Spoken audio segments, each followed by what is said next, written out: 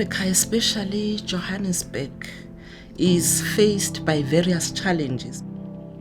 Children sometimes come on their own to Johannesburg, but when they arrive here, they find that things are not as rosy and they end up in the streets or they end up being abused. Many of these children have come from awful beginnings. They're starved of physical contact. They're starved of people cuddling them. There's no one that they can form any bond or attachment with.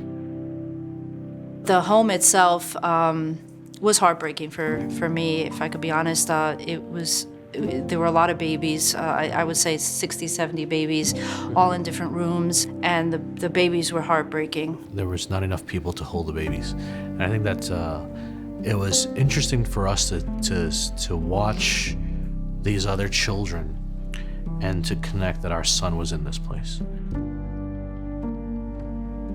At any time, we probably have 3, maybe 4 caregivers at the most.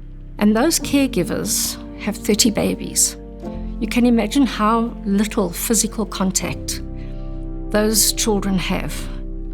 We have no doubt that the children who are living in the much larger children's homes are missing out on a lot by not having that individualized attention that you'd be getting if you were in a family or in a much smaller children's home. They're getting far less developmental stimulation and verbal speech stimulation as they're treated far more as part of a big group. And those children definitely have far more developmental delays and far more emotional problems. We see a lot more attachment disorder occurring in those much bigger homes. Spence-Chapin was one of our adoption partners, and they mentioned the granny program, which was quite interesting to us.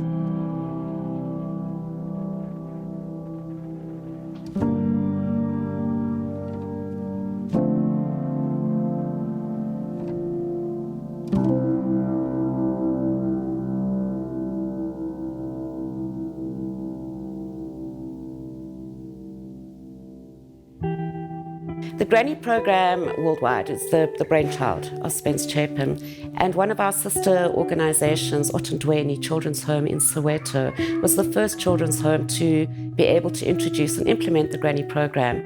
And obviously, as time has gone on, we've been able to see what an incredible difference it has made to the children at Otondweni. The relationship between Johannesburg Child Welfare and Spence-Chapin started about 9 years ago, particularly around the Granny program. And the Granny program has had an immense impact on the lives of children. I'm really enjoying the Gogo or Granny program. There's one person that comes specifically to see that child and they belong to that person and they run to greet them when they see them. And that child is getting a prolonged, regular time of one-on-one, appropriate playtime and appropriate stimulation. They don't have parents, so they're abandoned, and then I'm here for them to give them love, to show them how important they are. It seems like a no-brainer, really. It's such a simple but such an effective concept. But it does take money and it does take a partnership. So we really are grateful and very excited for the future. None of us can grow without love. It's like a flower wilting because they don't have water. So for the children, it's life-changing. And if they're not receiving love when they're in a center like Princess Alice Adoption Home, we can't expect them to just openly love their adoptive parents if they haven't had that foundation where they can learn it's okay to be loved, I can trust, and I can give love back. So to ask how important it is, it's everything.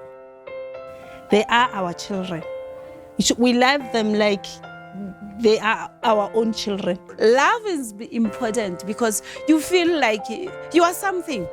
But if someone loves you, you feel great. If you have an abandoned baby who does not know where they come from, at least they can identify a granny who looked after them from a very young age after they had been found from the street. Move into their adoptive families. Their adoptive parents are going to have a gogo that they can speak to and capture all the memories that they weren't there for. There's going to be a special person in each child's life that holds those memories and is able to pass them on to the adoptive family. So there isn't going to be a missing piece. I'm really looking forward to the Granny program being expanded to all of the larger homes in Johannesburg. I can see huge benefits to those children, particularly in the psychological, emotional fields, because somebody's going to be sitting with that child every day and focusing on whether it's their sitting or their crawling or how they play with toys, expanding their vocabulary, reading them stories. And I think these children are going to blossom and be in a much better space when they can finally be adopted. In addition to helping our children, it's helped the grannies to have a livable wage, and they've become active in the community. They've helped people that they've met.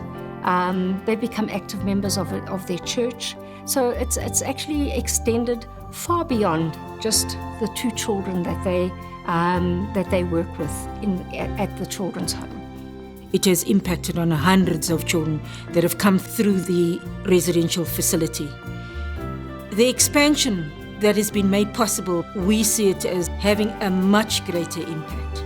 And the greater impact has been that we're going to expand to 3 other children's homes, and they themselves have over 200 children in the children's homes. The impact over the 5 years will be much greater, and we see it impacting on thousands of lives, both individual children, families, and in the community. I've been here since from 2015 until today. I'm still here, and I hope I'll be here until the last day of my life.